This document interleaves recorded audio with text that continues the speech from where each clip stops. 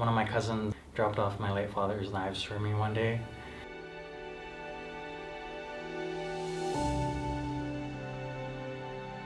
I remember touching the blade to see how sharp it was. I remember seeing how shiny the knife was. My dad always liked to keep his knives really sharp. Those first few moments, using those, like I still cry when I think about it sometimes, because that's the day it all started, really. My name is Redmond Q. I am from the Lil'wat Nation. The story doesn't come out till I'm done. My spirit just tells me what's coming out, even if I draw it beforehand, even if I plan it beforehand. I learn the story as I go.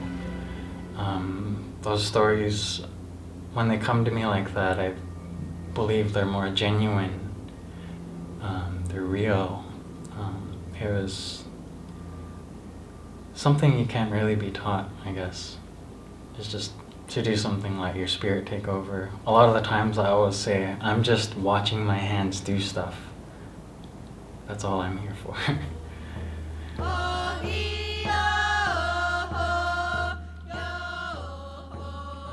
My first big opportunity to work on a large-scale project, I was working with my cousin, Ed NoiseCat, and he also had an exhibition that he was bringing here calling it Xwalacktun, which is fatherland.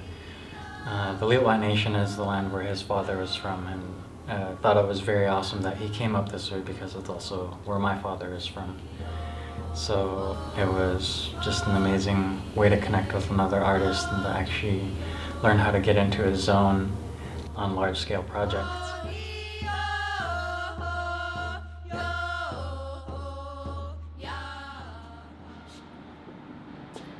My late father pretty well raised me in the cedar shavings, and I didn't get to learn a whole lot with him. And I was grateful to have my cousin here show me the ways of the knife, the ways of the adze, the ways of adding in dimensions into the cedar. It's so amazing to have a piece here that'll be here with my late father's work. It's this canoe here that's on the ground. And also the first canoe that you see when you walk in through the museum here, the one that's hanging up. Just knowing that my face in that bear dancer piece and that pole was looking at my father's work was just amazing.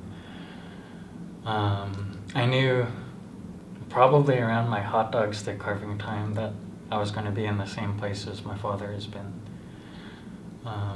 It made it a lot harder because he was only able to be here spiritually. As much as I wanted them here physically, like, spirit is enough. Definitely is.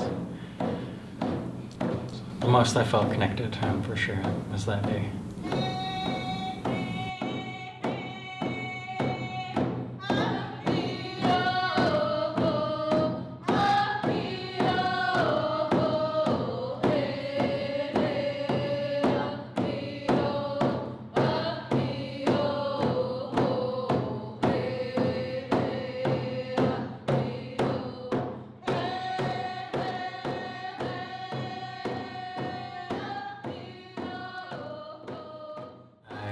Had the opportunity to mentor Courtney Williams.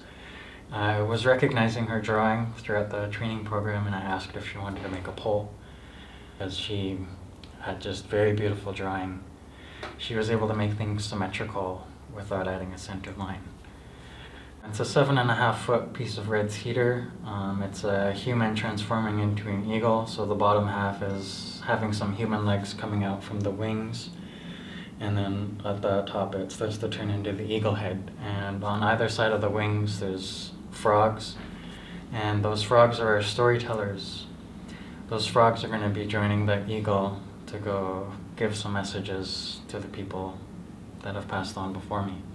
Those frogs are going to tell those residential school survivors that, you know, everyone's waking up culturally, everyone's waking up to wanting to take care of Mother Nature a lot more. And the reason I have it a human transforming into an eagle is it was a way of me, I guess, finally really letting go of my dad and being okay with him not here. And he used to dance the eagle song. My grandmother told me he was like 4 or 5. He'd put his hat out on the ground and he would dance to the eagle song. And that would just help get bread, apples, oranges, just the basic needs for food. And yeah, that's what my pole's dedicated to.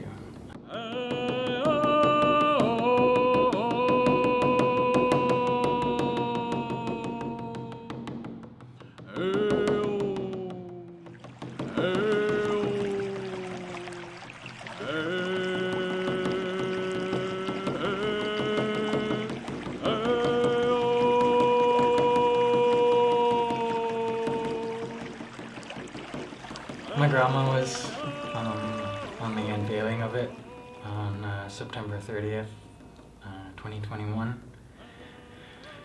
I remember sharing the eagle song and she just started crying.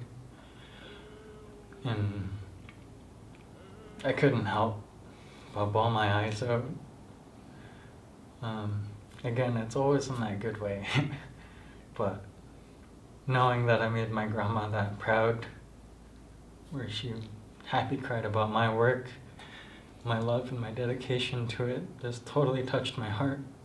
I feel like that's something very important everyone should carry with them with any of the art they're doing. You learn that from someone who knows a little bit about that.